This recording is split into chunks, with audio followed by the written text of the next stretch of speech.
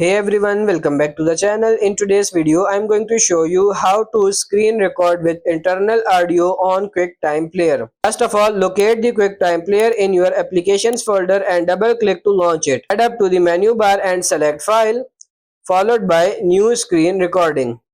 Click the downward arrow next to the record button. This reveals the microphone option. Here is the key step. Instead of your default microphone, choose internal microphone or anything mentioning input or system sound. This ensures you capture your computer's internal audio. While you have the options menu open, you can choose to record to entire screen or a specific area. Click and drag to select a recording region. If to see read, click the red record button to begin capturing your internal audio.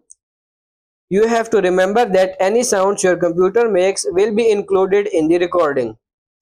And that's pretty much it. That's how to screen record with internal audio on QuickTime Player. I hope this video was helpful. If it is, like it and subscribe to the channel. Thank you.